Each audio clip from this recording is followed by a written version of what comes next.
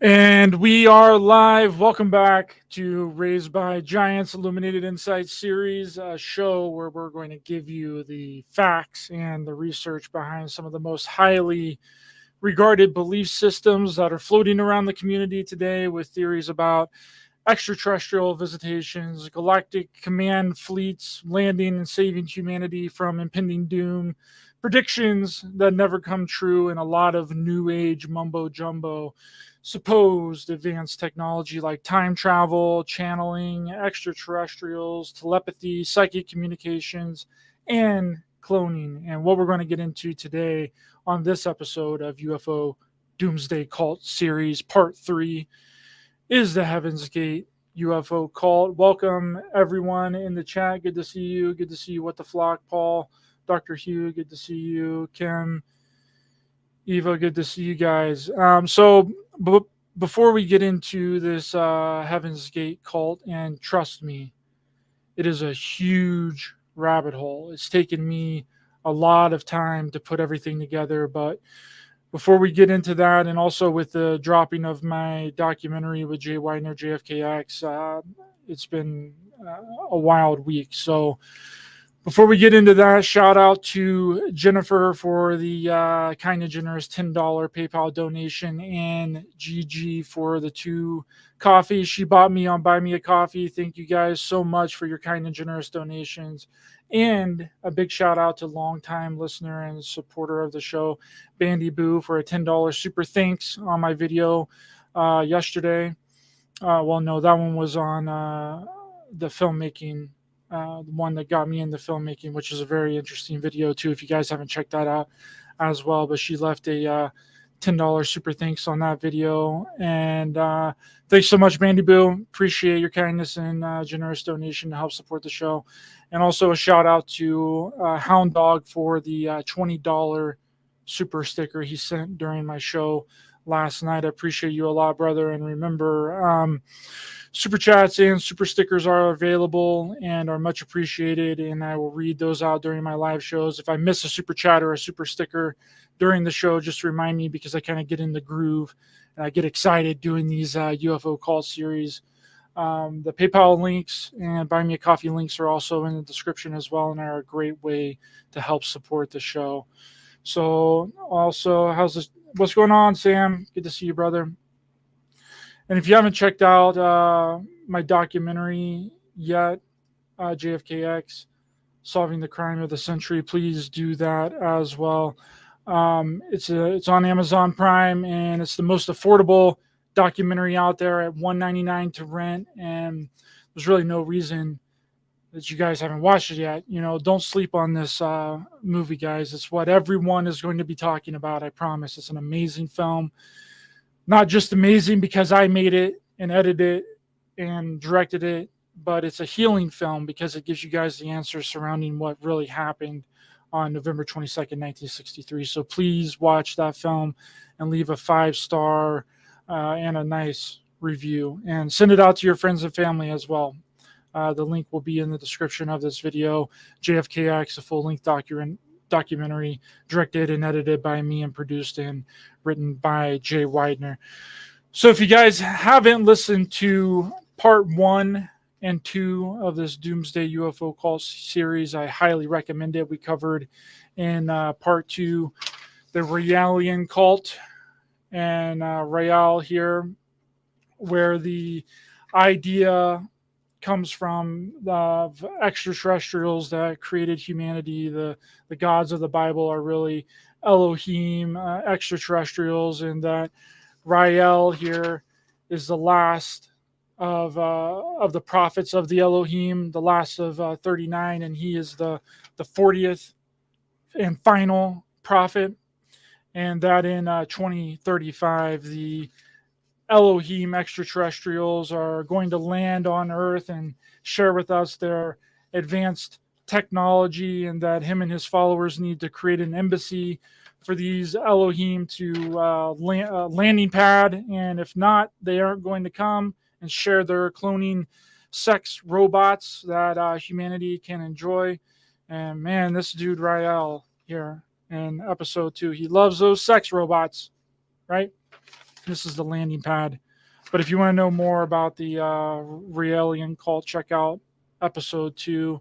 Apparently, the Elohim took this guy, Rael, on their ship, and took them to their home planet where they offered him 5 human cyborg sex clones to have his way with. So if you want to learn more about that, go watch part 2. Let's get back to the chat here. What's going on in the chat? Polar Origins. Good to see you, my friend. Yeah, so like I was saying, the Heaven's Gate cult is very convoluted. Many different conflicting stories surrounding the inception of this group. And so many different articles saying one thing and other articles saying another.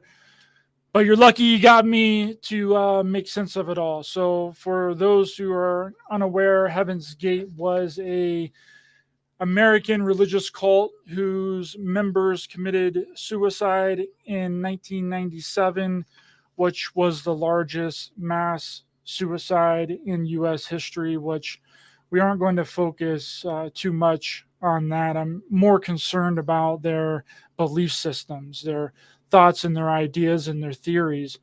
But here's a newspaper article of it. So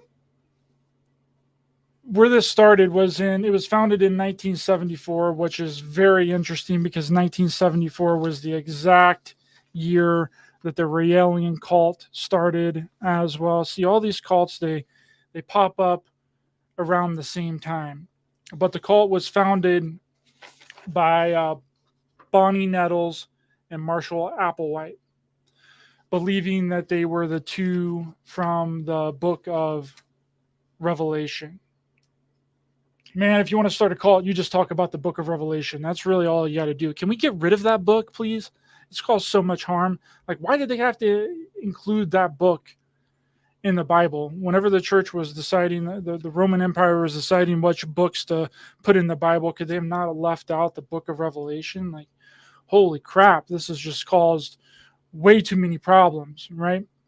But they claimed that they were the ones that were to kickstart, you guessed it, right? The end of the world. And they would be, them and their crew would be biologically and chemically transformed into extraterrestrial beings and would be transported onto a spacecraft into the next level, the evolutionary level above humans, which seems very familiar and very similar to the Ashtar Command's liftoff experience in the mid-90s that we covered in part 1 of the UFO Doomsday Cult, right? So in the Ashtar Command liftoff experiences for the ascension of the human race, and claims that the collective ascension is being aided by a large electromagnetic grids deployed around the planet by the Guardian extraterrestrial ships, right? But unlike the Ashtar Command cult, right, saying that this was going to be a spiritual ascension, a spiritual phenomenon, which they started out saying that it was a physical phenomenon, that they were physically going to be transferred onto the ship. That's the exact same thing that Bonnie Nettles and Marshall Applewhite of the Heaven's Gate cult believed, at least in the beginning, right? That they would be physically transformed into an extraterrestrial race in the next level. That these ships were going to come and land and take them physically to the next level, where they would be physically transformed into the evolutionary level above human, right?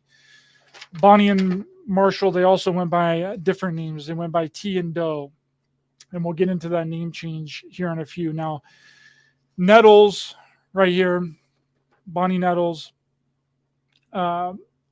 they first met Applewhite in 1972 and went on a journey of spiritual discovery, right? Attracting followers of several hundred people around the United States.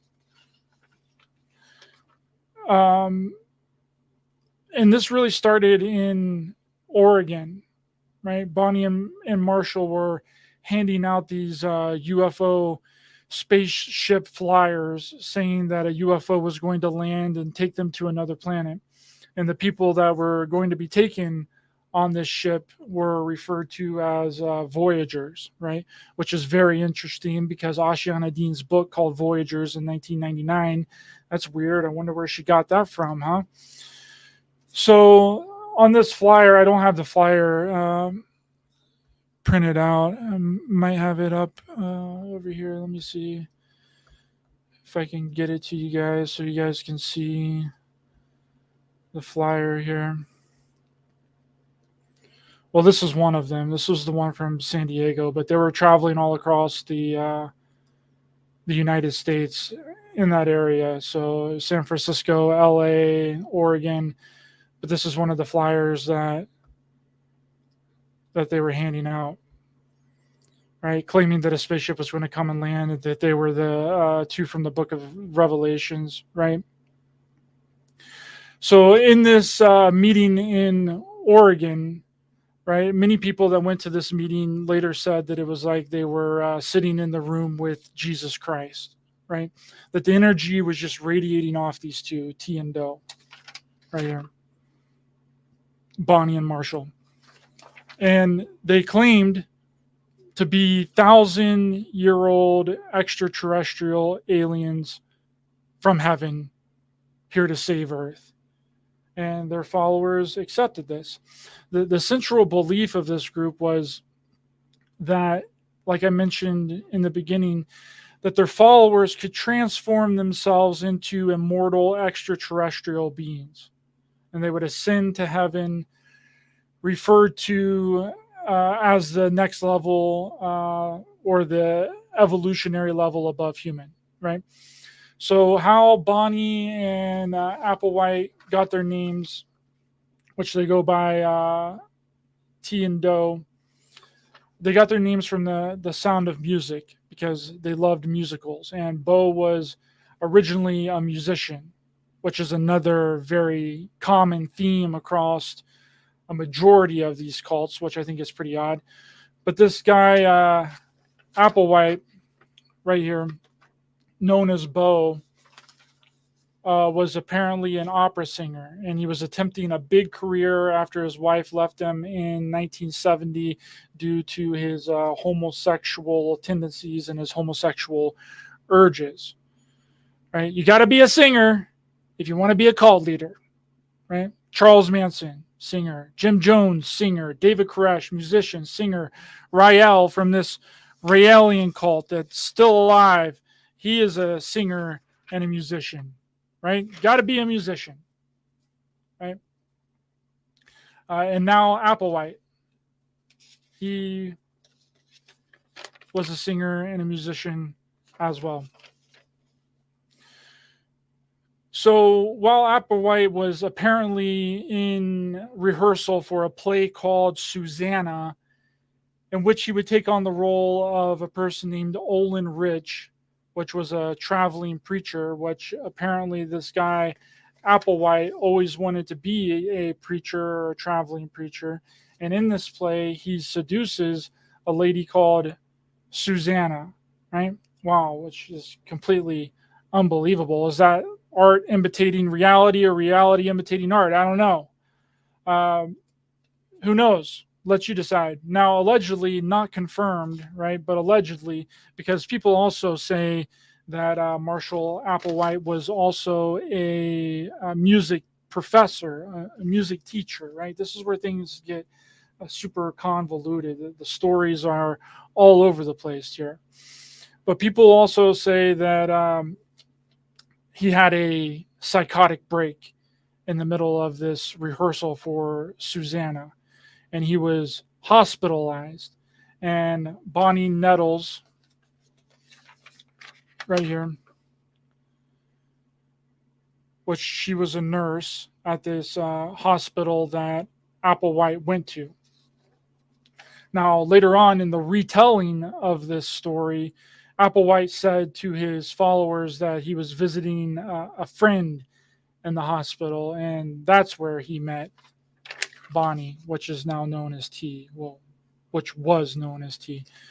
Um, yeah, Applewhite, tell us that friend that you were visiting in the hospital. Tell us his name so we can verify that you didn't actually have a psychotic break. And of course, he's not going to tell his followers that even if that were true, that it was he himself that was hospitalized for having a psychotic break, and that's how he met T.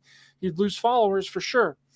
But many other stories of this and how they met, everyone's got a different story for this one, right?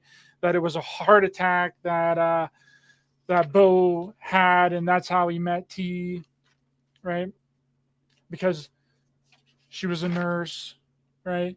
And another claim made by the Washington Post was that Bo had checked himself into a mental hospital to cure himself of homosexual urges, right? And we're going to get into that later on because it's very interesting. Then later on, Bonnie Nettles' daughter claimed that they met at a local drama school. So no one knows how these two met, which is all very confusing. The leaders of the super duper ultra mega UFO cult, and no one knows how they met. Immediate red flag, right? Bonnie, good to see you. No Bull Truth. Jeanette, good to see you. Scotty Boy, what's happening? Scotty Boy.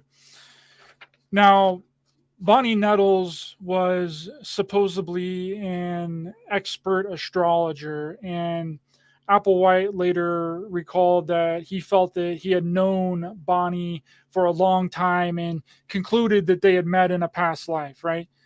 She told Marshall Applewhite here that their meeting had been foretold to her by extraterrestrials. Right? Bonnie was basically a channeler. Right? She would channel messages. If she was alive today, then she would be labeled as a channeler, right? So with Bonnie Nettles' channeled messages, she persuaded Applewhite here that he had a divine assignment, that they were soulmates and that they had lived many lives before together. And this convinced Applewhite here, which goes by Doe, that they were meant to be together, right? And that they were soulmates and that they were meant to do something very special. And based off of Bonnie's channeled messages, convinced Applewhite that they had lived several past lives together as Jesus and Mary, Isis and Horus. You all know all that, right? The same types of things that are floated around the spiritual community today, right? That, I've had this done to me quite a few times. It's wild, and I'm sure that you guys have too. It's a very common thing. It's like the alt community style of flirting, right? Oh, hey, don't I know you from somewhere? I feel very strongly connected to you. Your energy, oh my God, right? We were Vikings together in the old days, or some nonsense like that. You guys remember when I had my my giant beard, the long beard, probably like a year ago? I couldn't tell you how many people said that I was a Viking in a past life, right? Just because of my long beard, right? It's ridiculous. Girls messaging me saying that we fought together in the Great War of 1526, defending the King of England, by England, from England, all the nonsense, right? Or it's, oh, hey, I remember you from space. We served together on the intergalactic space fleet on Mars, right? We conquered the galaxy. Then we were cloned and turned into cyborgs, right? That's the same type of stuff, right? Vulnerable people being taken advantage of, feeling like they're a part of something bigger than themselves when none of it's real. It's made up, right?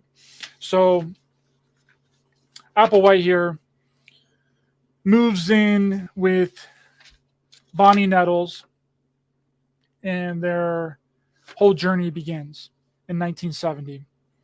And they traveled around the United States visiting all these spiritual centers, gurus, new age places. Now, this was very smart on their end, and they done this for a reason. This was to collect ideas and theories and plot devices for their own beliefs, right? To establish their own cult / religion that they developed later on, right? Taking all the information they had learned and wrapping it up into a neat little package.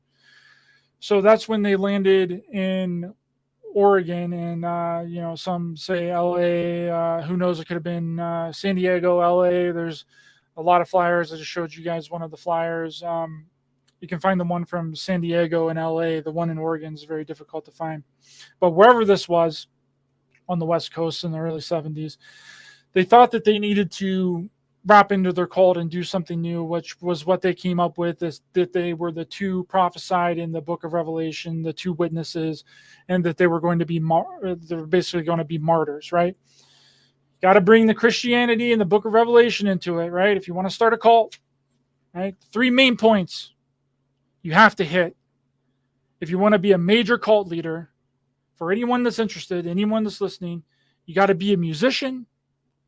You got to be a self-proclaimed prophet. Talk about the book of Revelation, doomsday, and the end of the world stuff, okay? Guaranteed cult leader status, right? They also believe that they would be killed and then resurrected. And that would happen in the view of others, and that they would be transported to a spaceship, right? I gotta find where's the picture of the spaceship?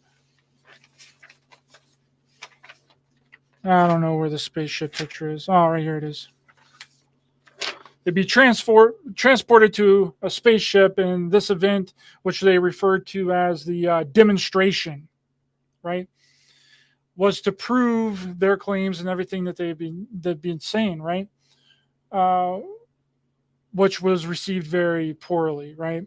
It sounds a lot like David Koresh's views as well, that he would die and be resurrected. So, unlike the Ashtar command cult, which later claimed that this stuff was etherical and spiritual, T and Do claimed it was physical, or at least in the beginning.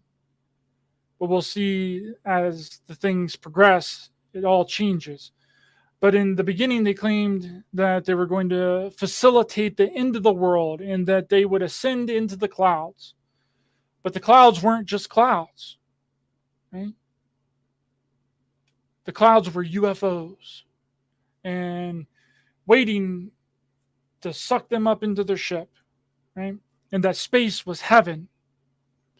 And like, how many people have we heard in the community talking about that clouds are really UFOs, or the UFOs are disguised as clouds, right? People taking pictures of clouds and saying that there's UFOs in it, right? That stuff, wackadoo stuff, right?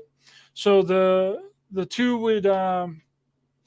people, Bonnie and Applewhite here, would gain their very first follower, Sharon Morgan. And Sharon Morgan abandoned her children to join them. And a month later, Sharon left and returned to her family. Nettles and Applewhite here, T and Do, were arrested and was charged with credit card fraud for using Morgan's credit cards. Hey, you're not a cult if you can't take advantage of your followers, right? But the charges were later dropped. But however, a background check on Do here showed that he had stolen a rental car from St. Louis 9 months earlier, which he still possessed, right? So Applewhite was then arrested and spent 6 months in jail in Missouri and was released, and then he rejoined with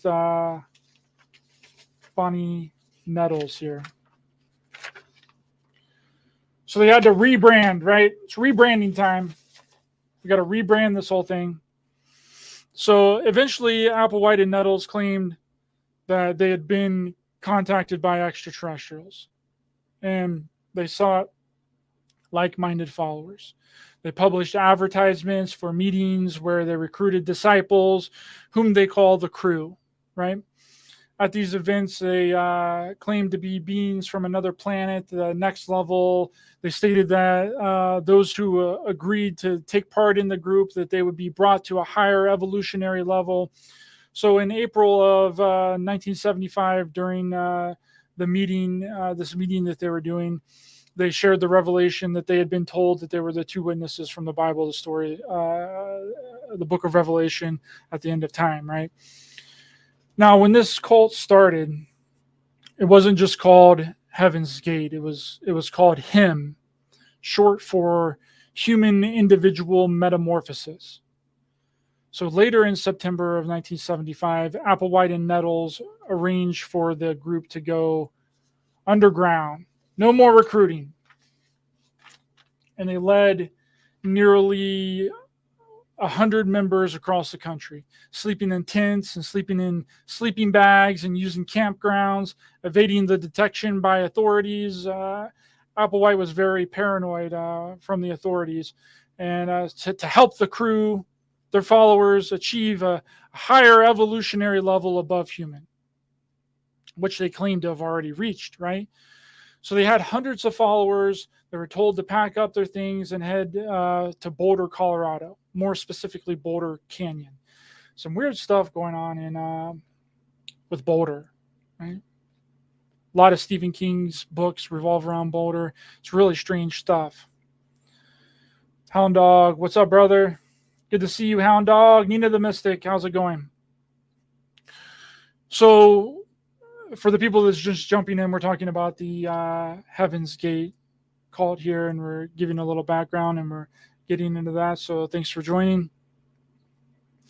So when this group first started, there was absolutely no structure, no direction.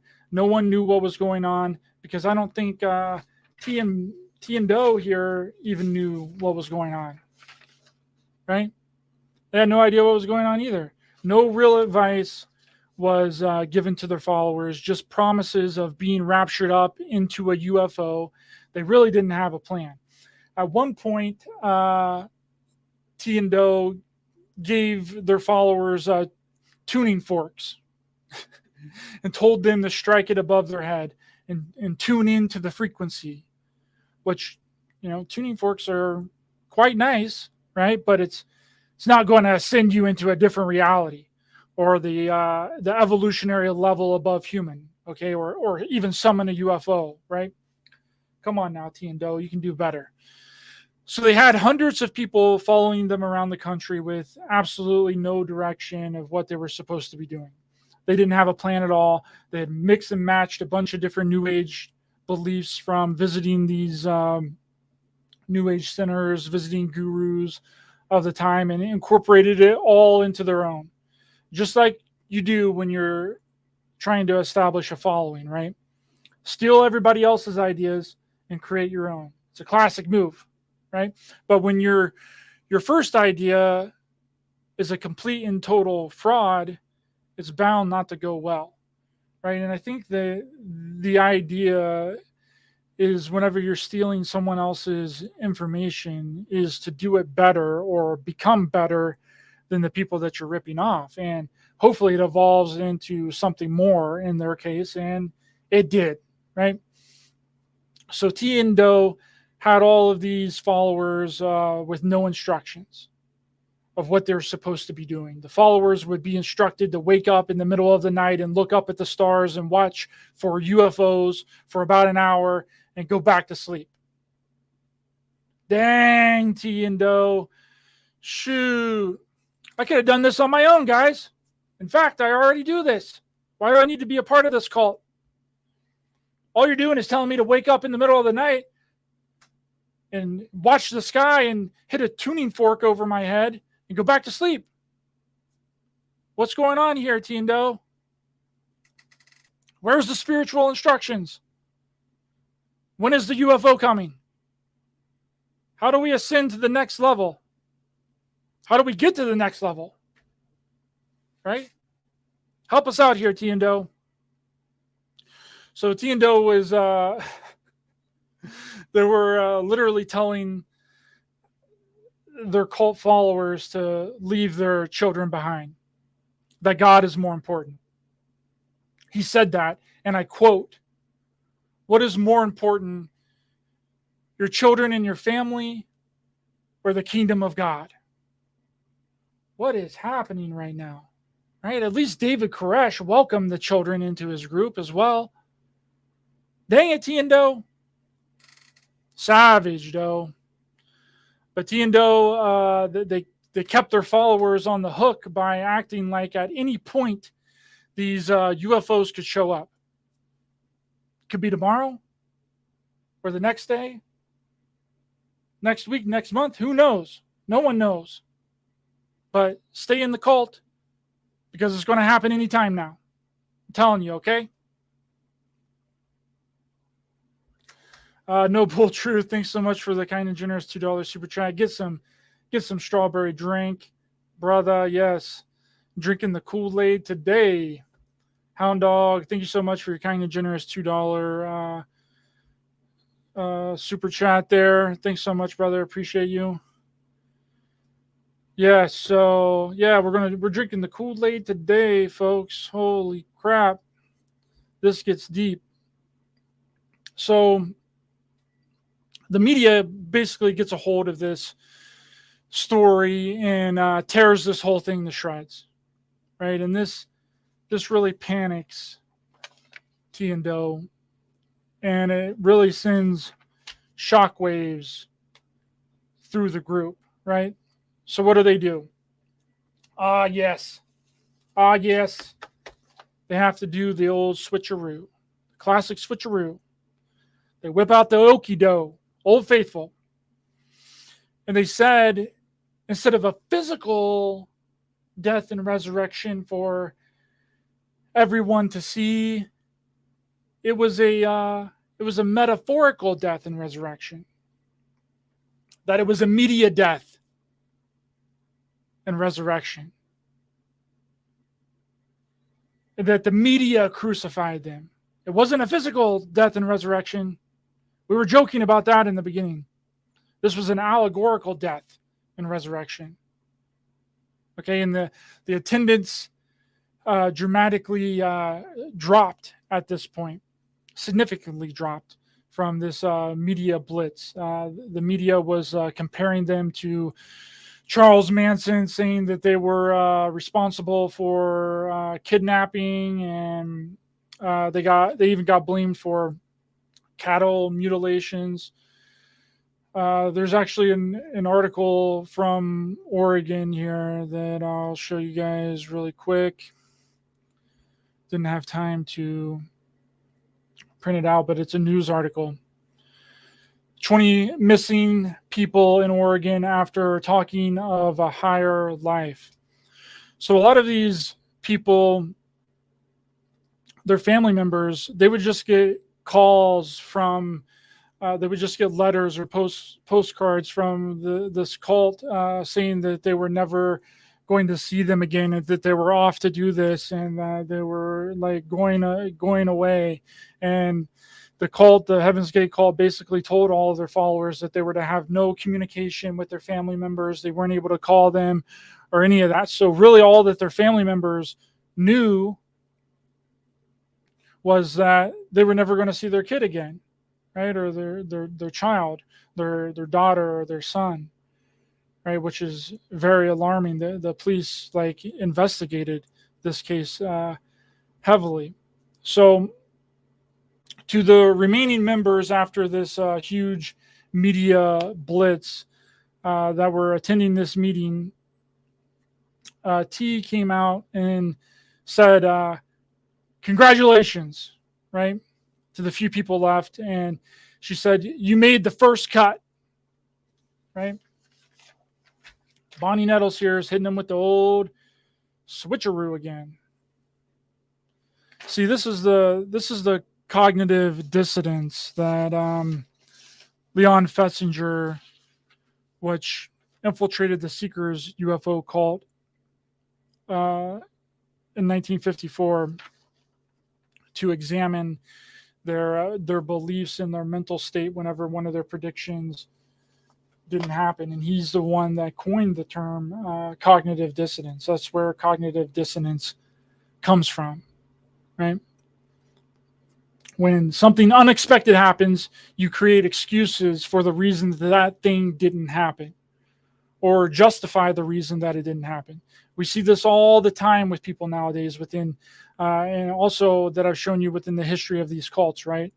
At such and such date, this is going to happen. It doesn't happen. And then there was an excuse with another date in the future.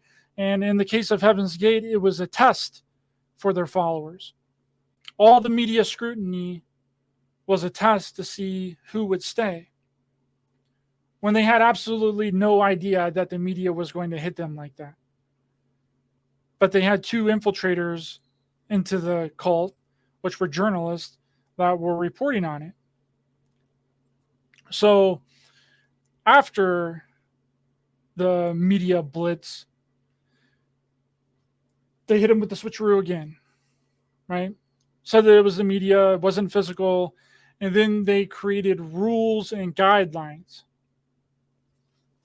17 rules and guidelines for their cult to follow, which is just like what the Ashtar Command cult did in the mid-90s as well. The Ashtar Command cult created 12 rules and guidelines for channeling Ashtar. Because just like both of these cults, things were getting out of hand, right? You need those commandments. Just like God needs his 10 commandments that were in no way, shape, or form made up by humans. This interpretation was T and Doe's interpretation of the 10 commandments, right?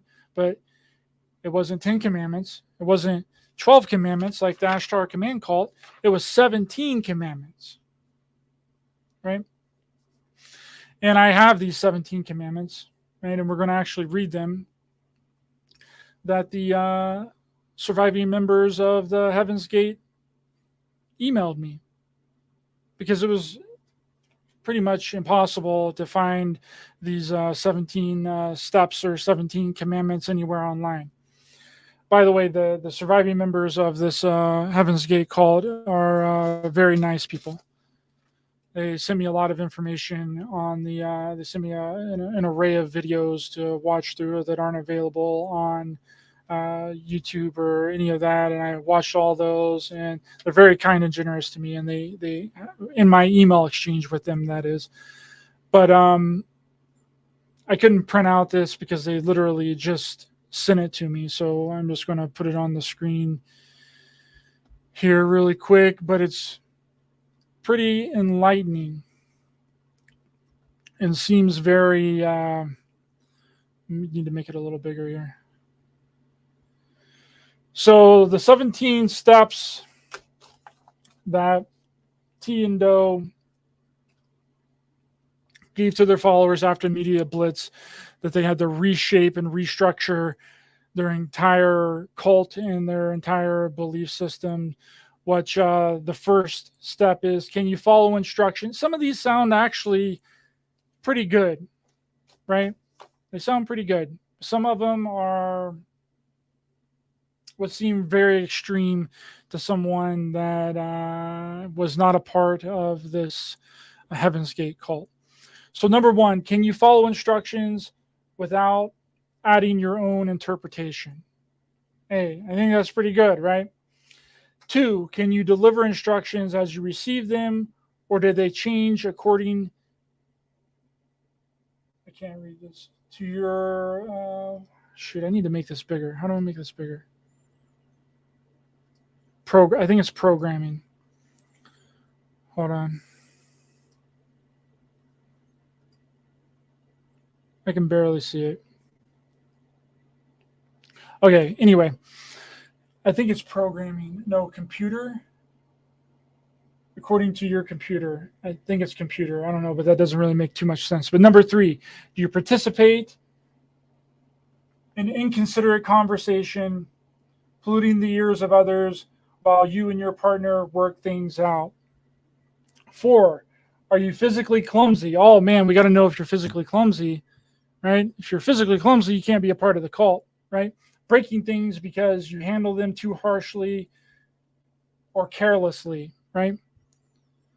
5, do you halfway complete a task because your poor standard of what is thorough? I think is thorough. Dang it, I wish I could read these better. Yeah, I think we're just going to skip this because it's very difficult for me to read. It's too small. I have to put my face too freaking close to the screen. Scotty Boy, Donna, all this is coming from Lynn Earthling. All this is coming from the USA, where most people are antidepressive and other stuff. Yes, it is. It is coming from the United States, but there is a few other cults that I'm going to cover in the future that are from outside of the country as well, like the temple cult in the solar temple cult in Canada. So I wish I could read those steps, but they're too freaking small. I should have blown it up bigger. Here, hold on. I'll just move. You guys aren't going to be able to see it, but I'm just going to move this to the so I could read it for you guys. You guys seen it? You guys know that it exists. So I'm just going to read them off now. So 5, I think we read 5. But do you halfway complete a task because your poor standard of what is thorough? 6, do you put task off? Procrastinate, right? 7, are your patterns of cleanliness, sensitivity, gentleness consistent, or are they good only when spotlighted? Which I think is a really good one. Like, people really only want, to be rewarded from other people seeing them, right?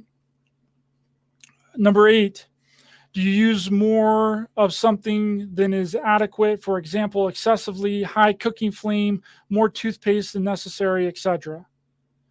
Which this is another thing within this cult. It was very highly structured, right? They had portions of things that they would eat, and you couldn't exceed any of those portions, right?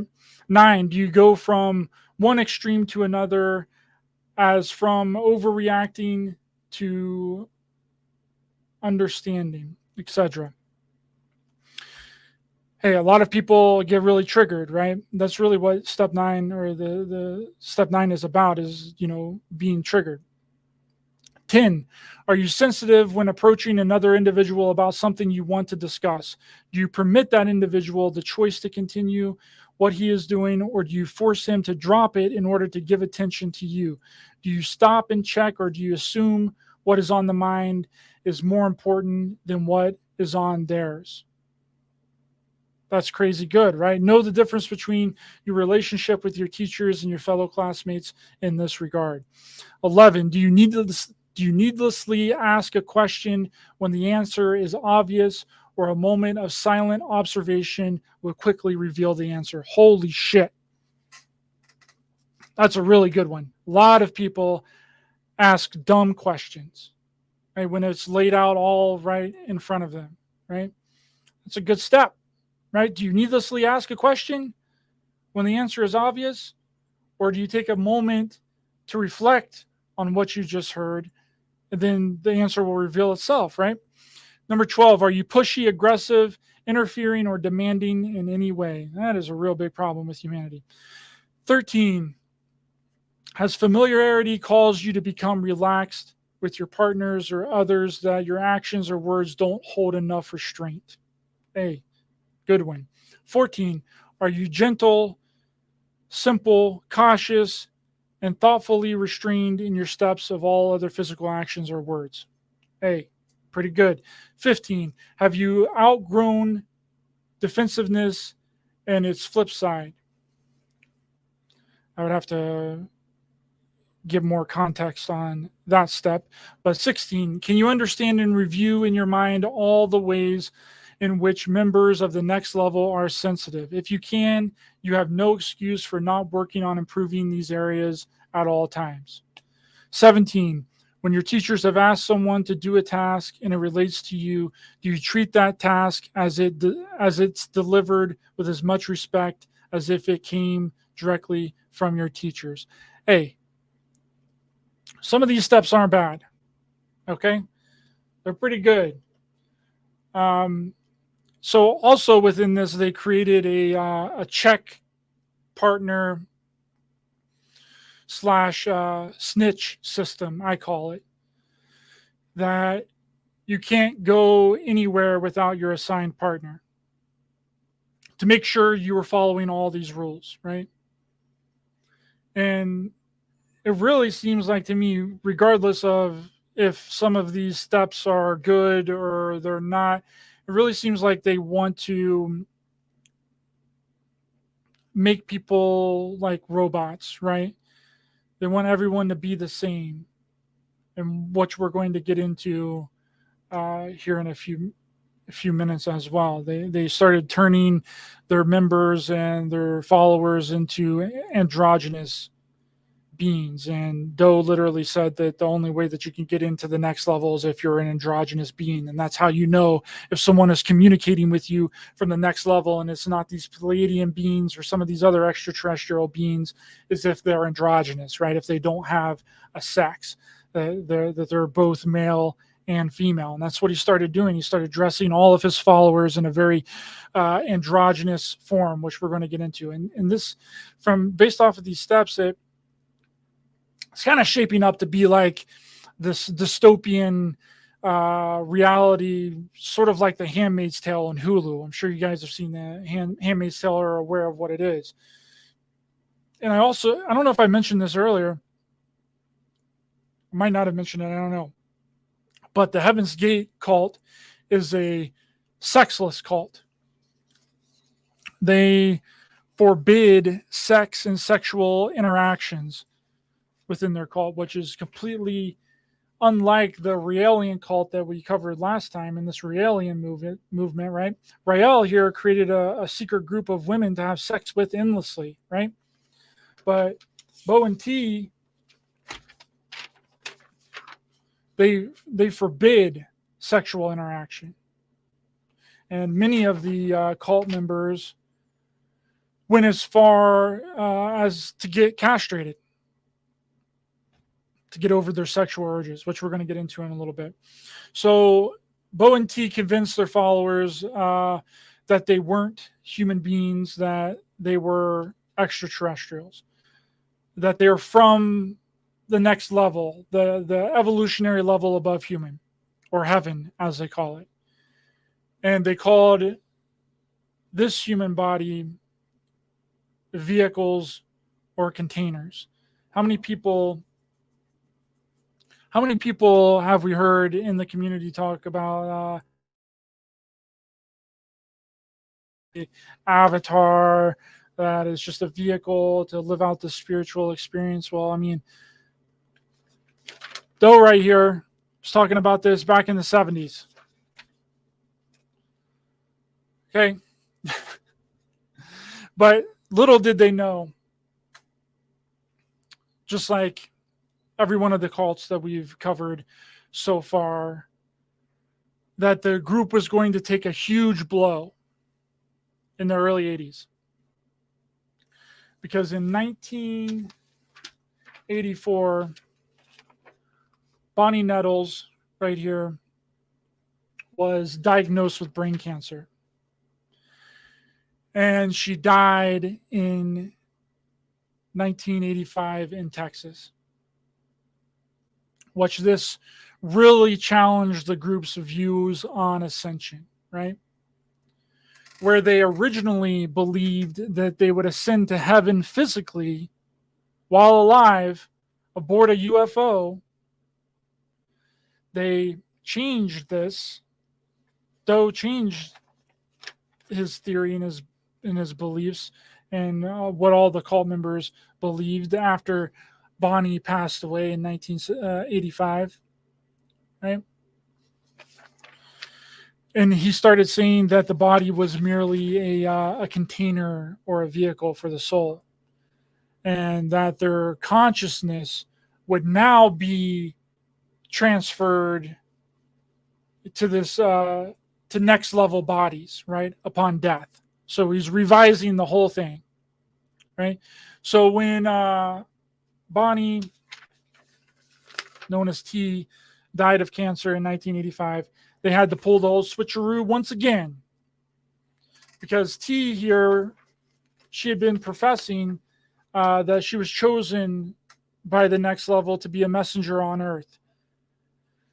But instead of ascending physically to a UFO in the sky that were disguised as clouds, and that she would ascend to heaven physically, and that she would be physically transformed into an extraterrestrial, and that she would be immortal,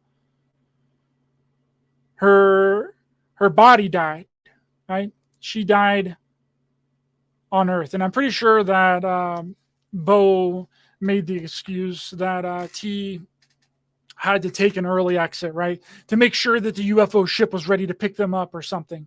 I don't know. I heard that a few places. Who knows if it's true? Either way, it doesn't make sense. And Bo definitely had to rebrand and regroup and switch around the belief systems of the cult.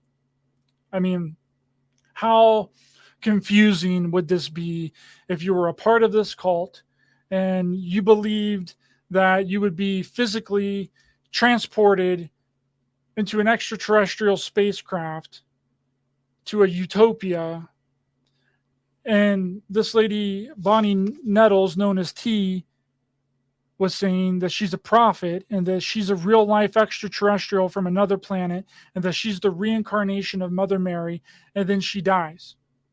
And she wasn't taken up into an extra super duper amazing spacecraft. Would you not question the validity of all of her previous statements? That would be common sense and critical thinking right there. But the cult goes on, right? With Marshall Applewhite, known as Bo, as the sole leader of this cult.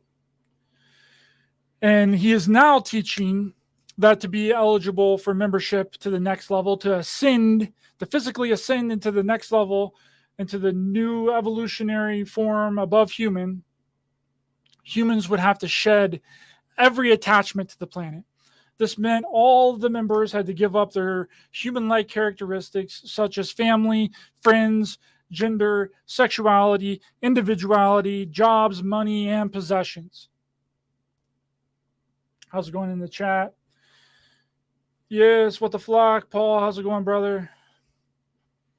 Hit that like button for being pro by Giants. That's right. I'm going to change the name, Pro by Giants.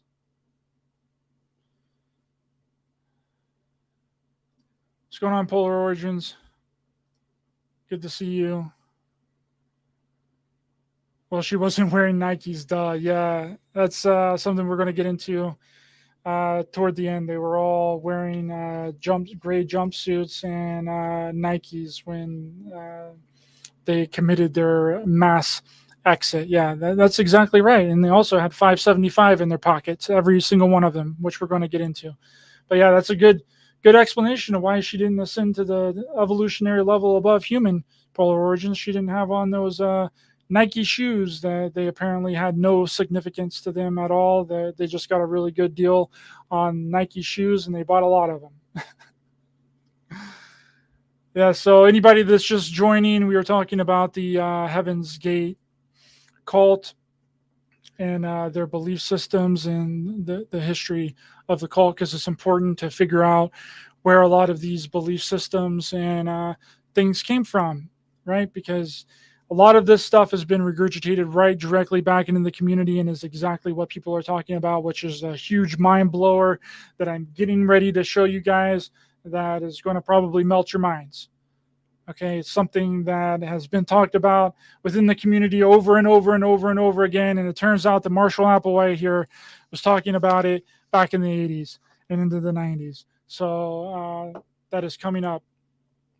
So with Marshall Applewhite doing his whole restructuring and switching of their belief systems after Bonnie Nettles died of cancer in 1985. He says that the evolutionary level above human is now a non-corporeal,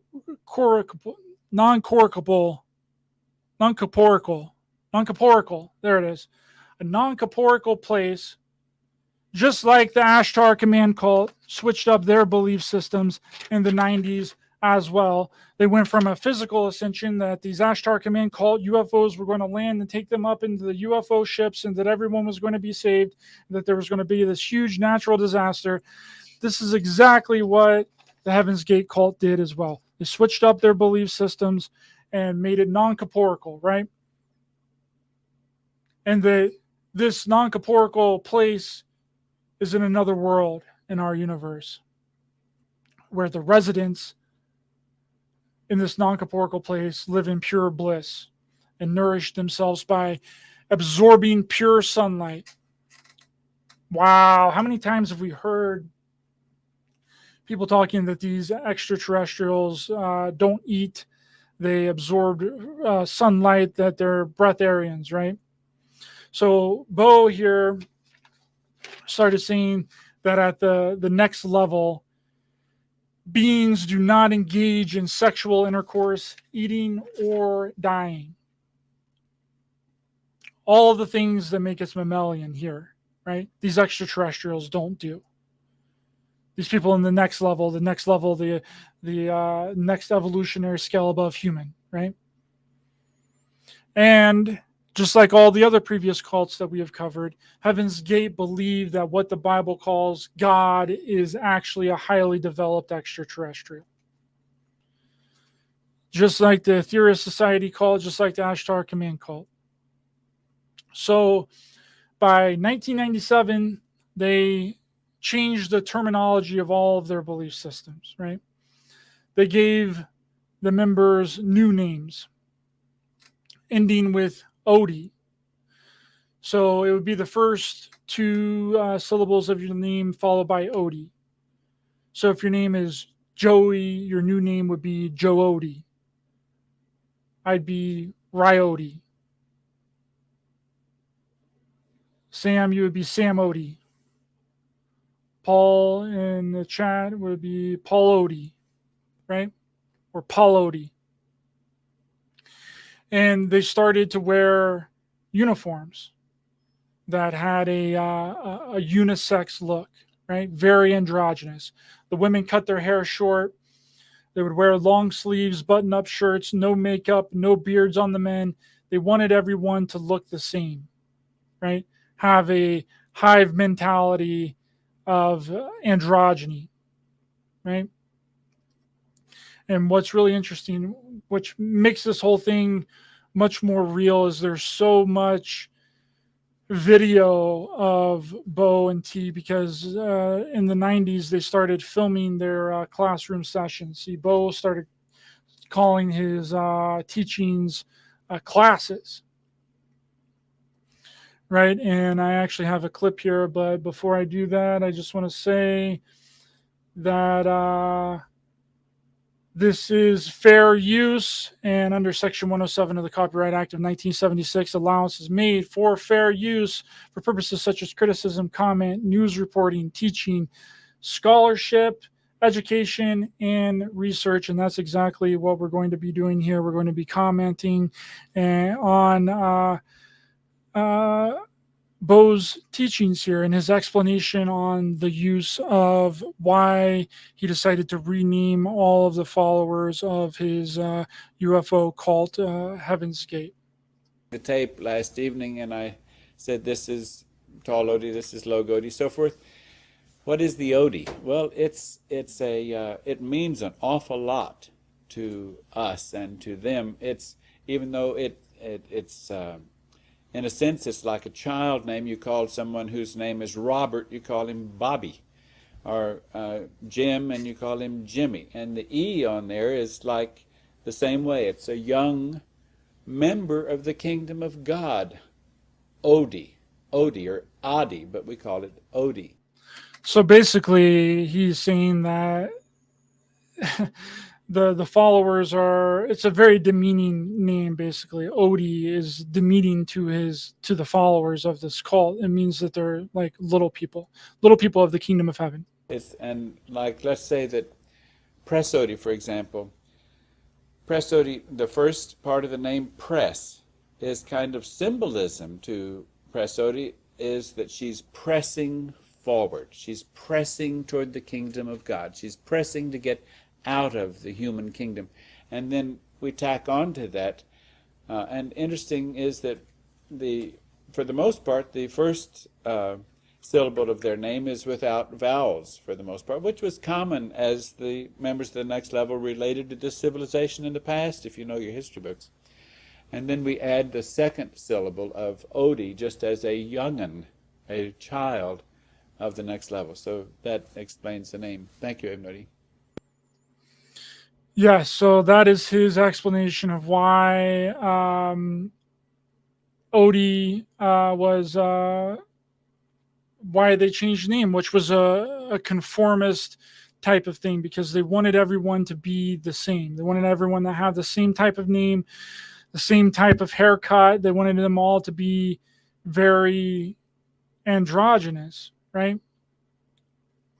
And here is the androgyny. I'm going to show the androgynous clip as well. This is an interesting time because in this particular civilization that we're visiting now and about to leave, this civilization now is beginning to have an awareness of alien creatures they call space aliens, and we call them Pleiadians, and from different areas of the heavens. And the key to who is member of the next level, or the evolutionary level above human, is very clear. Only non-gender, non-mammalian, only individuals that are linked in family groups, like this is a family. You heard him there first. The only people that can get inside of the next level, and the only way that you can know that if they're really from the next level in the kingdom of heaven is if they are androgynous. Not male, not female, and a relationship of child or younger member to older member, younger member to older member. And where that younger member, older member chain ends, and you find the older member, who's the top older member, or the chief of chiefs, like I said last night, is beyond our comprehension, certainly beyond our capacity with human brains to bring that into any clear understanding. But the important thing is not to think that we're saying that if someone exits their body before its so-called natural death, that they're going to go into heaven, or they're going to, even though they may think they love God. How do they know if their God is the right God? Well, if a member of the next level comes, or if the information that is from the next level, it is very unique because it has a very narrow parameter of information. Yes, so how you know that if you're communicating with a member of the next level is if it's an androgynous being, which I don't really know how you know that. If it's telepathic communication, you don't see it physically, and the only way that you can get into the next level, into the kingdom of heaven, is if you dress androgynous and you are androgynous. Yes, how's it going? Oh, yeah, Hound Dog. Brother, yes. I grew up in the 60s and I saw how the CIA infiltrated the hippie movement. Yeah. And that's what a lot of these members of this Heaven's Gate cult were. They were people that were searching for they didn't like any of the religions. They were mostly, hippies that were looking for a different version of reality. And this dude, Bo and T, pop up and is talking about this wild and crazy stuff. I mean, a lot of them joined because they were so intrigued, and they said that they'd never heard anything quite like it before. So that's what really got them into the cult. So Bo in the beginning, I mean, those two clips that I just showed you was taken from Bo's exit, Bo's final exit in 1997, right before the mass exit, right? But before Bo and T, they equated the new look of androgyny was to avoid sexuality. Okay, so to avoid sexuality or sexual behavior in this cult, they thought to themselves, I know what we'll do, right? Let's make them all dress androgynous, right? That way we can't be attracted to each other because sex is forbidden in this cult, right? We can't be attracted to them if we don't know what sex they are. Yes, yes. Perfect master cult plan, right? Coming to fruition. And this whole thing, which I was mentioning earlier, there's a lot of proof and a lot of evidence that Bo here was homosexual. And that's the reason that he got divorced. His wife divorced him in 1970. And he was trying to find a way to cure himself of these homosexual urges. So it seems like he's really projecting onto this group his fears and his wanting to get rid of his urges to turn everyone. He's embarrassed about his homosexual urges, so then he just projects that onto his followers, right? But Bo, my friend, just be gay, dog, right? I promise you, dude. Nobody cares. Embrace your gayness. I hope and pray that you're the most gayest person in the next level right now. I hope you're up there, floating around, being all gay in the afterlife, that you're able to let all that gayness out, my friend, and that you find a gay sex robot in the next level ship and you take care of business, right? I really want that for you, Bo. I hope you're happy, my friend. Seriously. And I know people might think I'm joking there, but no, I'm not, right? Side note, everyone knows that the most homophobic people are closet gay, right? And they project that hate onto other people because they're ashamed and embarrassed of their own sexuality. And that's just the truth. So out of Bo's own mouth here, the only way to ascend to the next level above human into the kingdom of heaven is to not participate in human desire, right? And that includes chopping your balls off, right? And you have to find a human shepherd to lead you here and in the next level. So you need a cult leader. You got to be androgynous. You can't have sexual relations with other people. All the people in the next level of the kingdom of heaven, is, according to Bo, is androgynous. He believes that all of the former cult leaders were shepherds and were leading their flock to the next level, right? How's it going, Noble Truth? Yes. Okay, so what Bo had to say about the other cults that came before, or any active ones, was none of them were wrong. They chose an exit point and they followed their leader to the best of their ability and even died for their leader. And in some cases, they will be able to enter into the next level of the kingdom of heaven.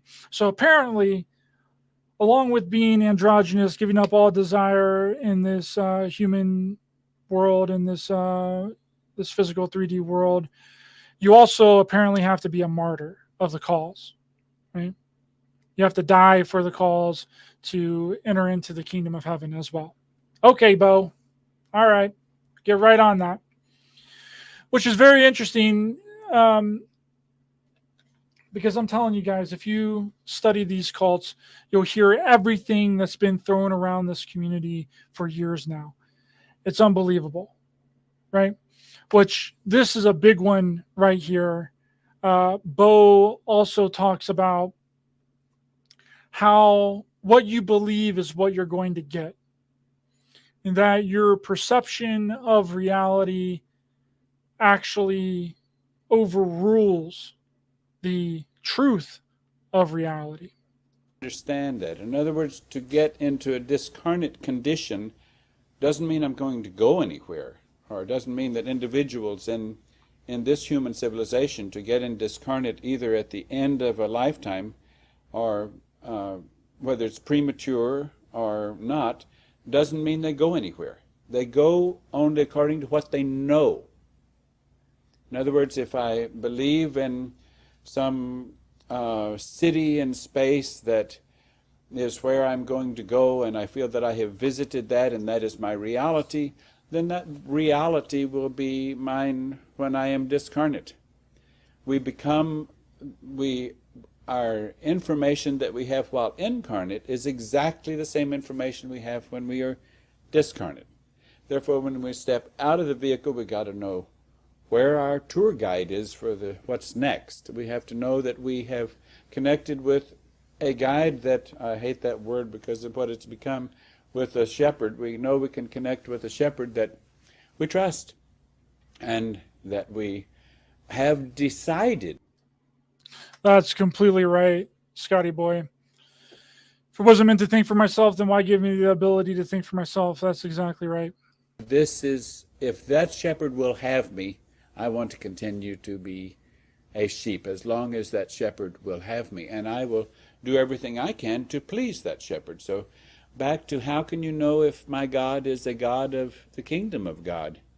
If my God tries to increase my life in this world, or increase the time in this world, or increase material things, or increase family, or increase humanitarianism, or increase anything in this world, then it is not a member of the kingdom of God. That's hard to take. I know.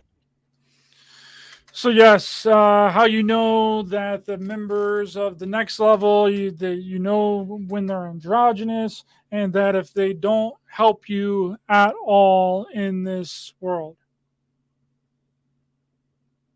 So if they don't want to better your life in this world and they're androgynous, then you know that they are from the next level, the evolutionary level above human.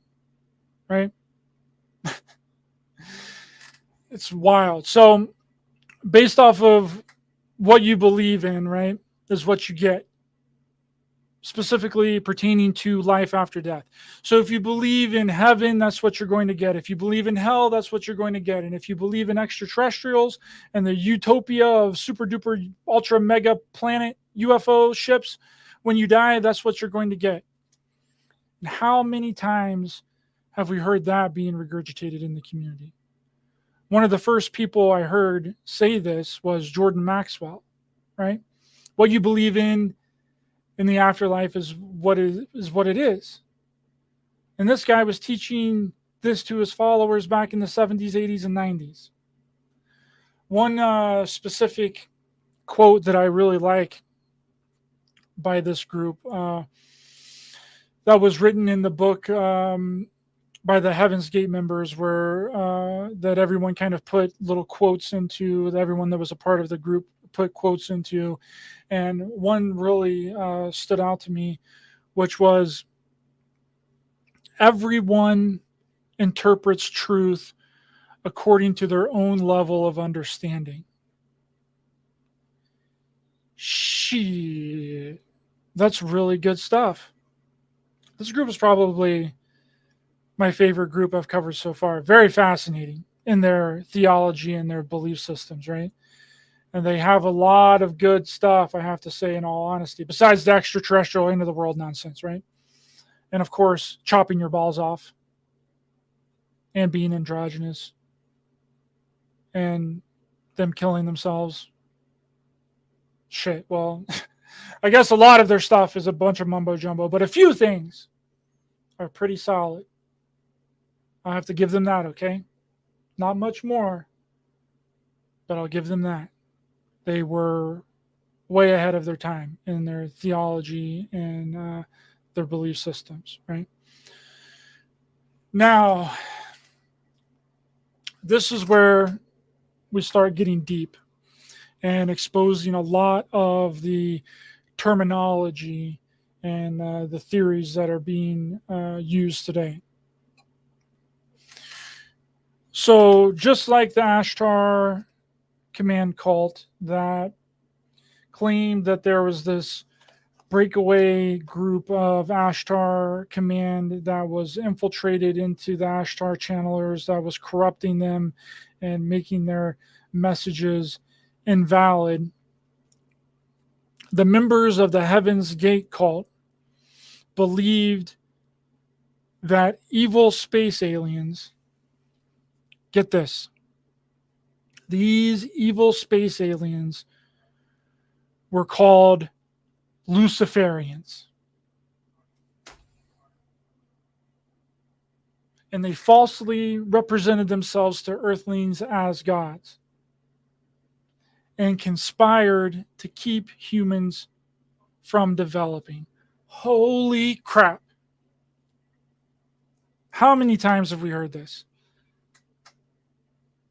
How many times have we heard this? That the Luciferians are in control of this reality, that they've been manipulating the world, that it's unbelievable. I was blown away when I realized that this Heaven's Gate cult were the ones that started this whole Luciferian thought and idea, right? And apparently they also believed that these Luciferians were technologically advanced humanoids, and that these Luciferian aliens have spacecraft, space time travel, telepathy, and increased longevity, immortality, and that they use holograms to fake miracles.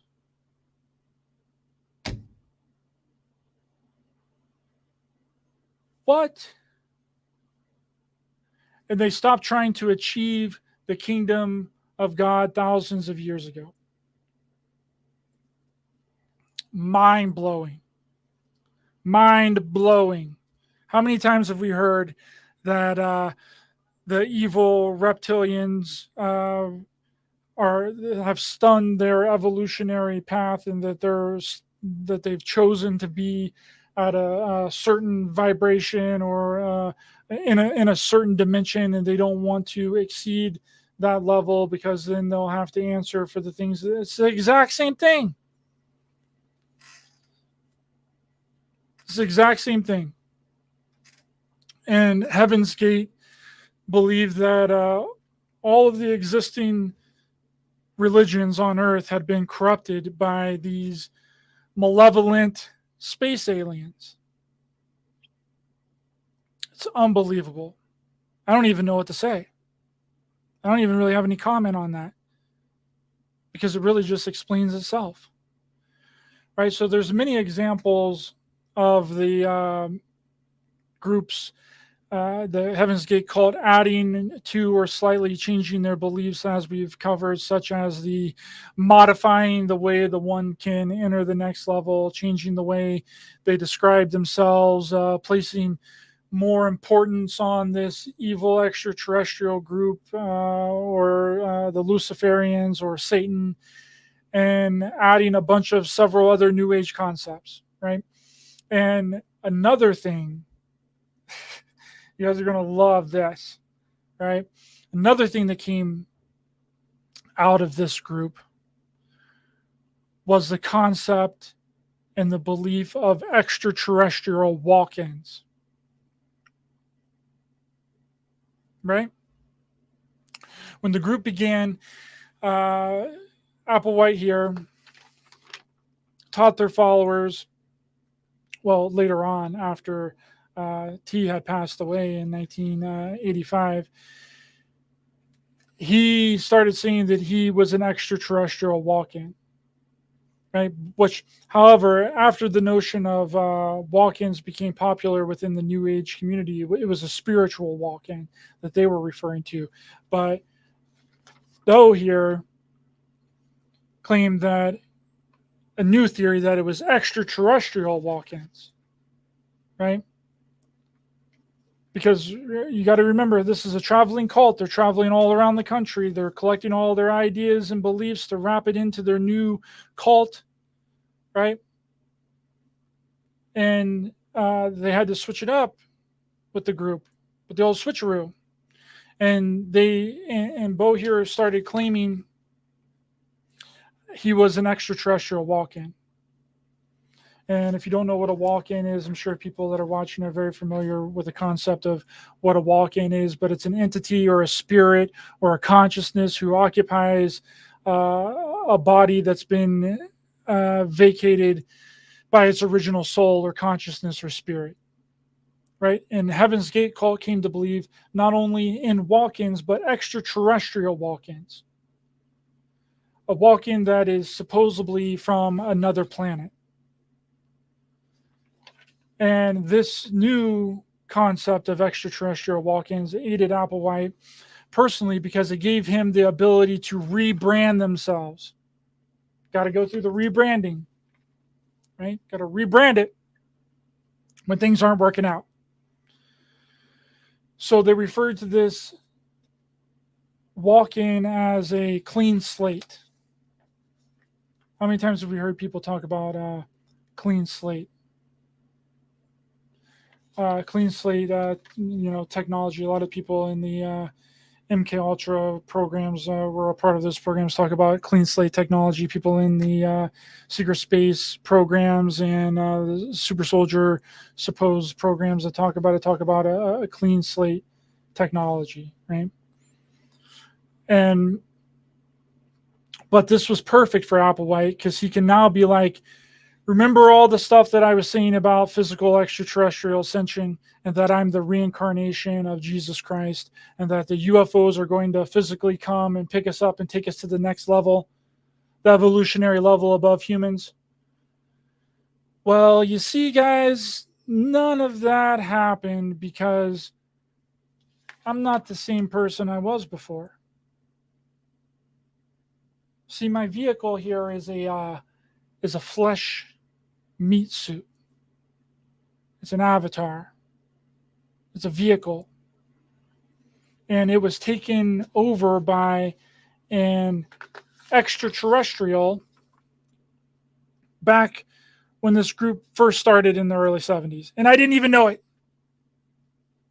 I didn't even know it. I didn't even know that my body had been taken over by an extraterrestrial in the early 70s until now. But now that I know who I really am, I can give you the real information. I can tell you what's really going on now that I know that I'm an extraterrestrial walk-in from the next level. Okay, Applewhite.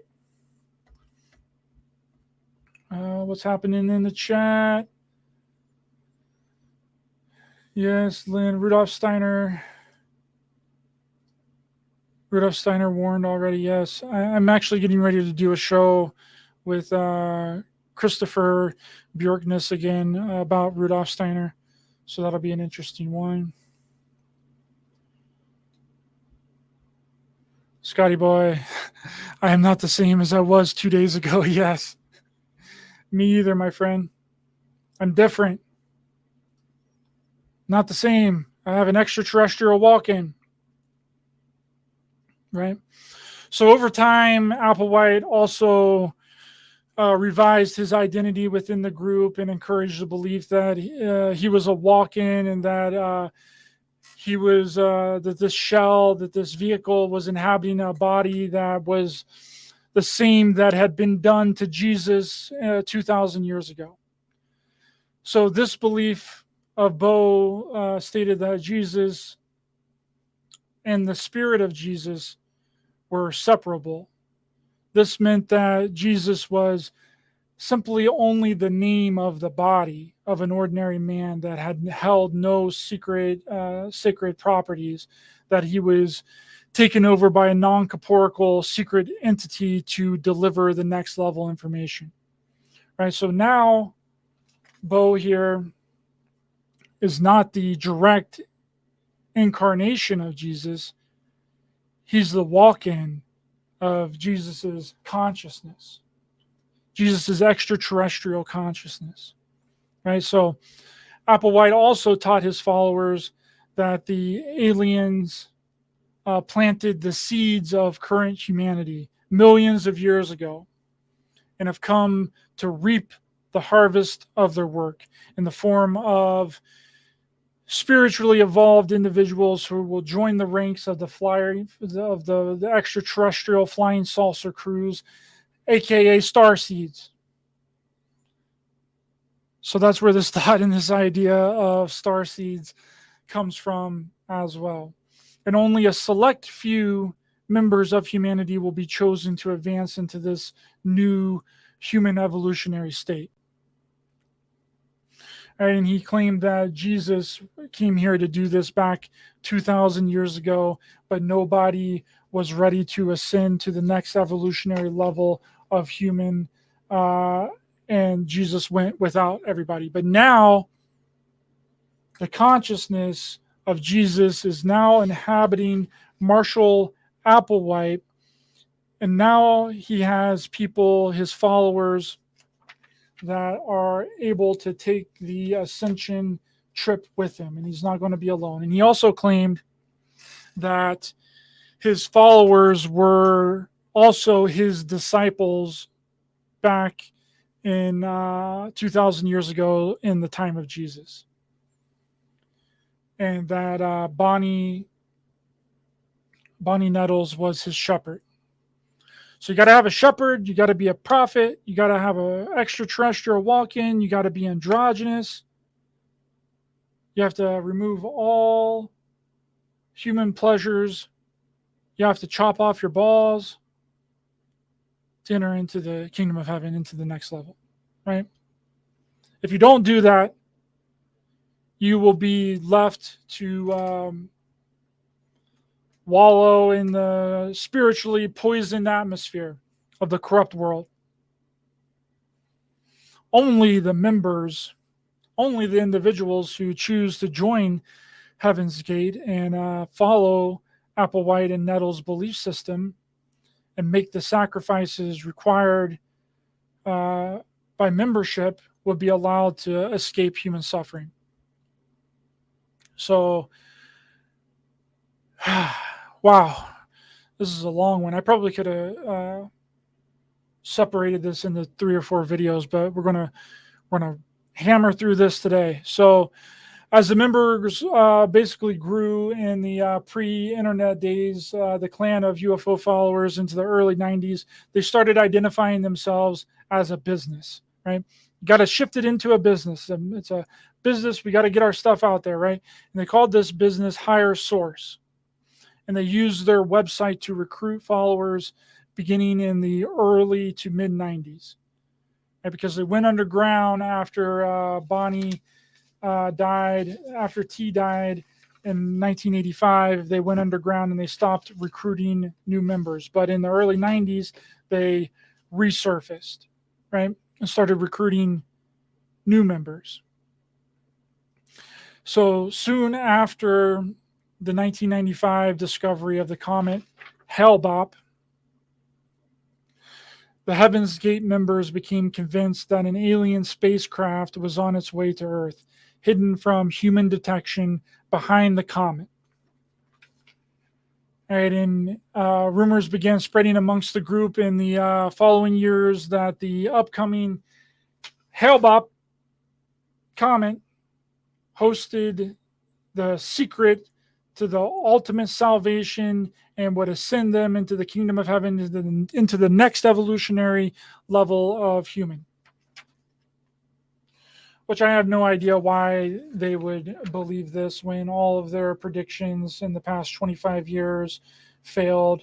Bonnie Nettles and Marshall Applewhite would literally have their followers out in the middle of the woods claiming that a UFO was going to come and land and take them, and then it never happened, and they stayed with it. So it's like, why would they believe this one, right?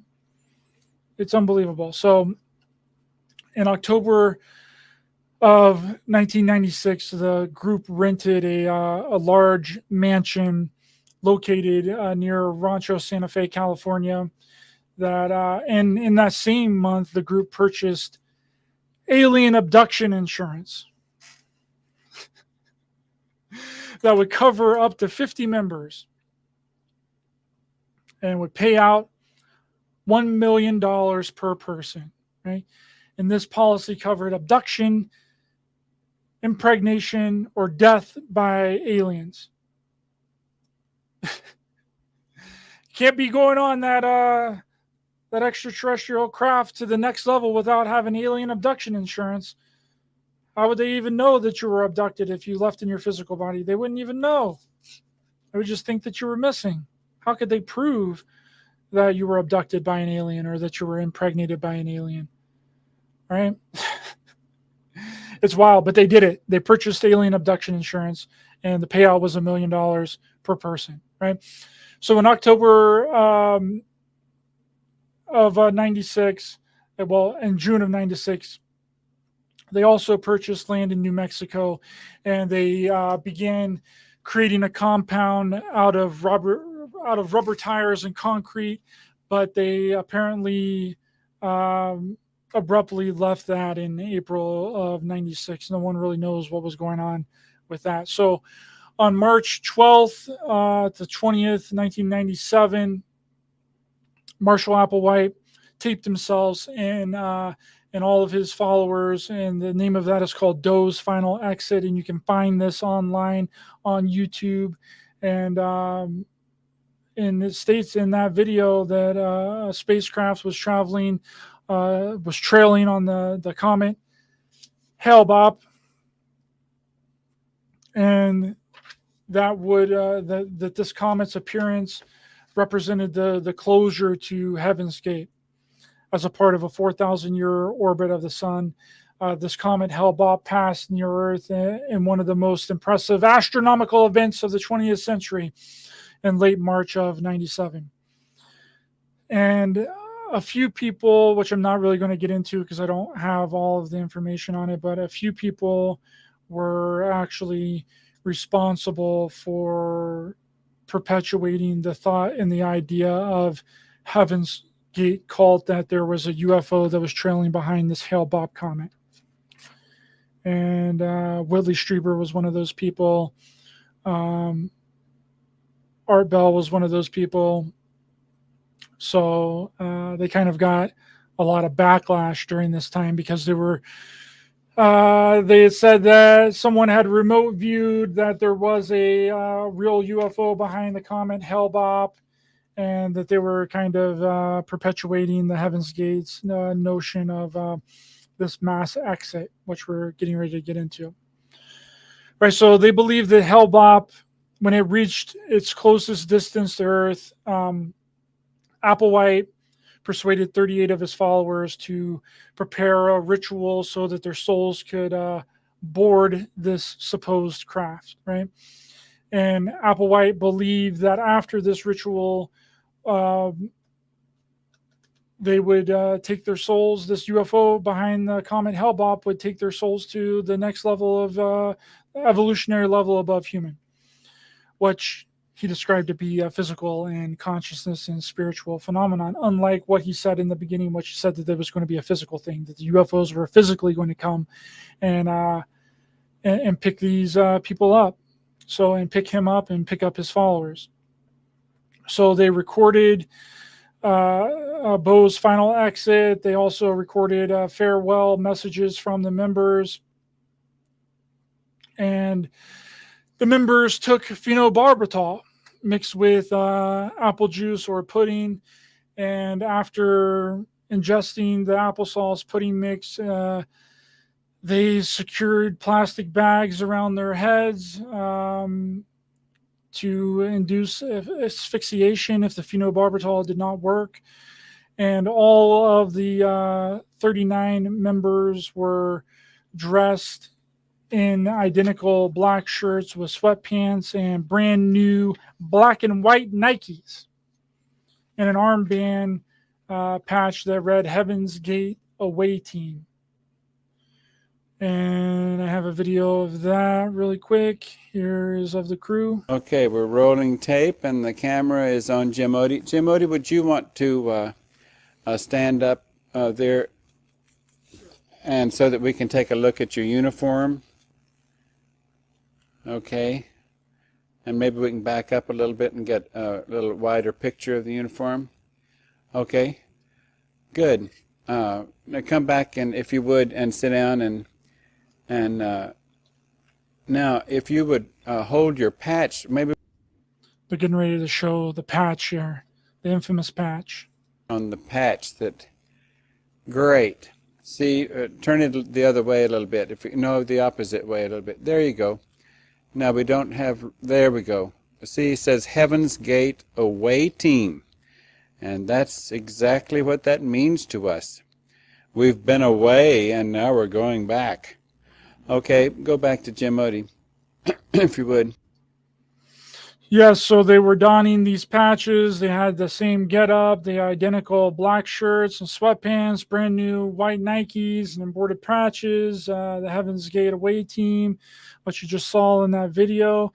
And each member carried a $5 bill and 3/4 in their pocket. But according to former members, this was standard for members leaving the home for their jobs and a way to tell people that they had left the planet permanently. The $5 bill was apparently for covering the cost of vagrancy laws, and the quarters were for calling home from payphones. So another former member known as Sawyer stated that it was a reference to Mark Twain's story, which said $5.75 was the cost to ride the tail of the comet to heaven. But it could I couldn't find anything by Mark Twain that said that, and I like to believe that the $5.75 that was found inside of the 39 members was the cost of riding the spaceship on the tail of Hale-Bopp Comet, right? Now, when the aliens come, you're going to want to make sure you got your $5.75, right? Or you're going to be left behind, dang it. But, Bo, I don't want to give them aliens no $5.75. Right? Well, that's what's more important, Ryote. What's more important, Ryote? The $5.75 or the next level in the kingdom of heaven? I guess you're right, Bo. I'll give that alien $5.75 if it makes them happy. But just know I'm going to hate every second of it. So after each one had passed, a living member would arrange the body by removing the plastic bag from the person's head, following by posing the body so it neatly laid in its own bed with the faces and torsos covered by a square purple cloth for privacy. In the interview with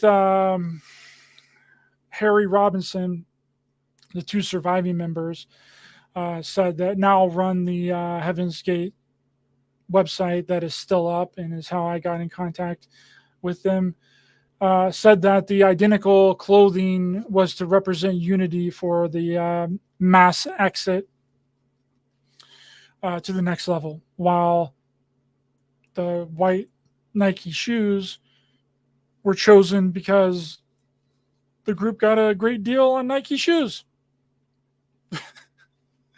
Right, so the dress up and everyone wearing the same thing was significant and was for unity with the uniform, but the Nike shoes, no significant with the Nike shoes. It was just because they got a good deal on the shoes. That's right.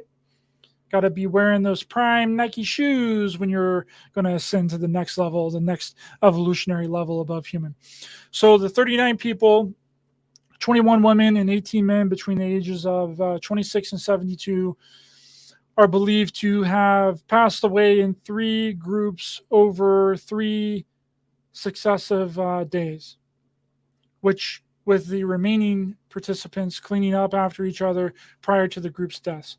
The suicides occurred in the groups of 15 and 9 between approximately March 22nd and March 26th. The leader, Marshall Applewhite, here,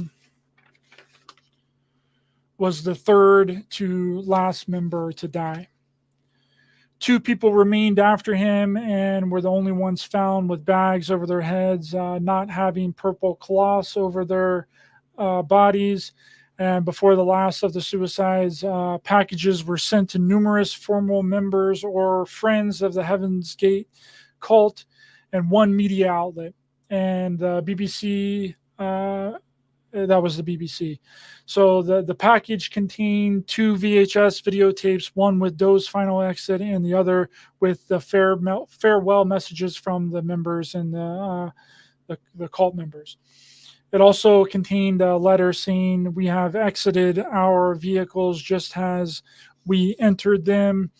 And the only way that they found out about this was that the San Diego County Sheriff's Department received an anonymous tip through the 911 systems, and at 3:15 p.m. on March 26th, suggesting that they check the welfare of the residents days after the suicide. And the caller was later revealed to be one of the people that the packages were sent to. And all 39 of the bodies were ultimately cremated.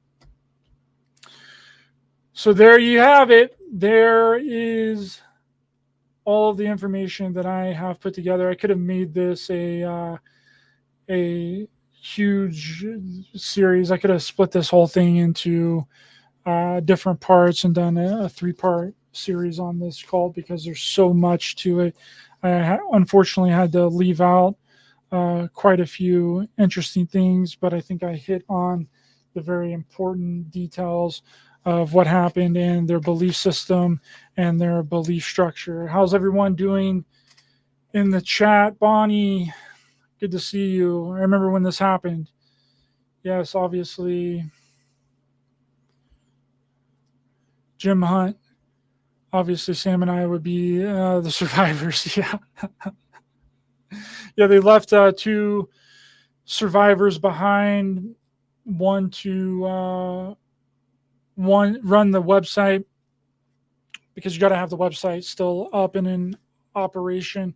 And it's the exact same website that was there.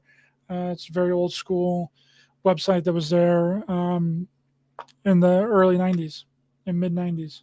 Exact same. It hasn't changed. It still has the message on the home screen there. I was like breakdancing back then. Yes, sir. Get your parachute pants on. Can't wait with your show with CJB. Yes, that's going to be a really awesome show. I'm looking forward to that show. We'll be talking about Rudolf Steiner, and I'm going to incorporate some Carl Jung in there too. 2 very fascinating people that were way ahead of their time. Yes. Scotty boy, hold your higher knowing, folks. Yes. Savagely, I had a pair of parachute pants that were awesome. Yes. Parachute pants were the thing to have. Those bell-bottom jeans and parachute pants. We need parachute pants. We need to be androgynous. We got to give up all of our desires in this 3D physical reality. We got to fear porn without sex. Yes, that's exactly that's exactly what it was, which is very interesting. This cult, basically no sex was allowed. And from studying this cult, I 100% believe that Marshall Applewhite created a lot of these beliefs, theories, and ideas to try and hide his own sexuality, that he was gay and he was embarrassed and he was projecting his embarrassment onto the group. And I'm not the only one that's come to that conclusion. Many other people that have studied this cult has also come to that conclusion as well. Dr. Hugh, Ryder, have you considered the whole thing is an RP in film for planning a narrative in the public mind is convenient that they were cremated? Yes, I think that a lot of this stuff is to implant thoughts and ideas into the public's head that is going to be regurgitated in the community later on, and people don't even know where this stuff comes from. They have no idea. They're just, talking of what other people have said, and then they're putting their own ideas and beliefs, just like what they did.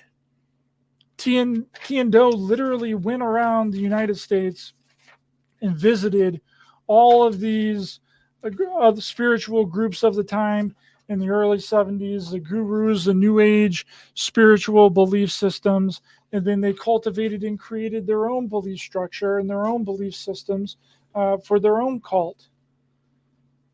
That's exactly what they did, and then that's what people do today. Right? We have a really fragile memory, and we tend not to remember the source of the information that we hear, or we don't even know the source of the information. But a lot of times we just hear something and we get this information overload and we don't remember where we heard it from. We're just automatically repeating it. And that's been my goal with doing this UFO cult series, is to find out where these thoughts and these ideas actually come from and how and why they're being regurgitated. Savagely, I still wear hula skirts and camo pants. Haha, yes. I'm gonna give me some Jayco jeans.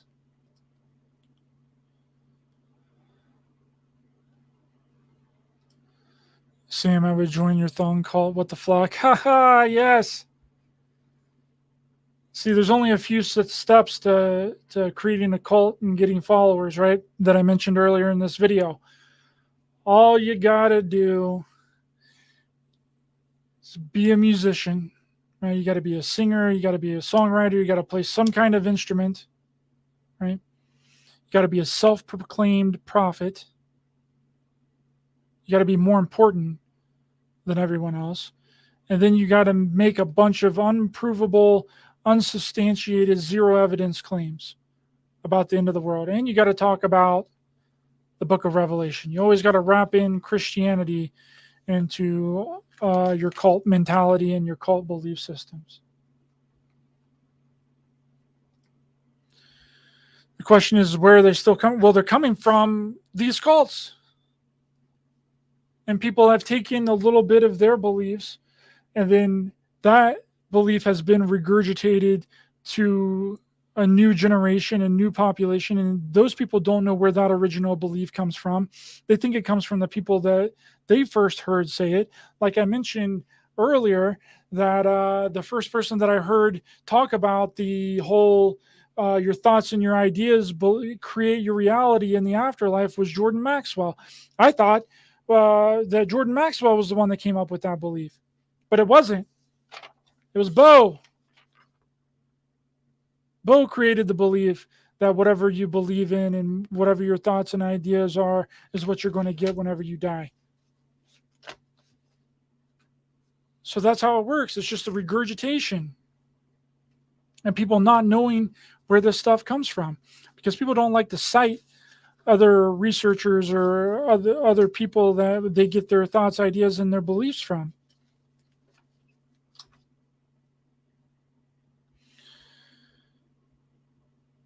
Yes. All right, guys, I'm going to wrap it up. Thanks so much for being here. I really appreciate your time this evening and for being here. It ran kind of long, but I haven't done one of these in a little over a week because of my documentary that dropped, JFKX, Solving the Crime of the Century, on Amazon Prime.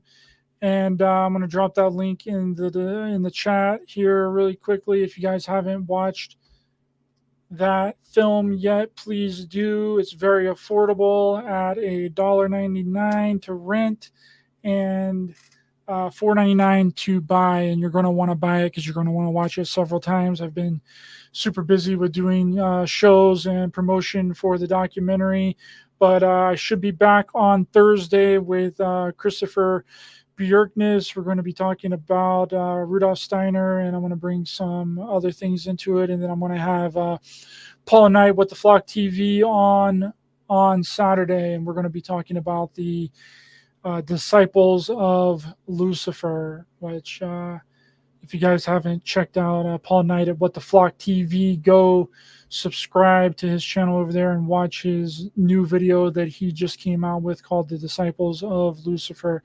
He's really decoded a lot of what Lucifer actually is, and it's nothing like what you think it is. So thank you guys so much. Really appreciate you guys being here. Please be sure to hit the thumbs up to help the channel in the YouTube algorithm. Share, subscribe, hit the bell icon as well for notifications, and share this video out, and share my documentary JFKX, Solving the Crime of the Century. Thank you guys so much. See you guys next time.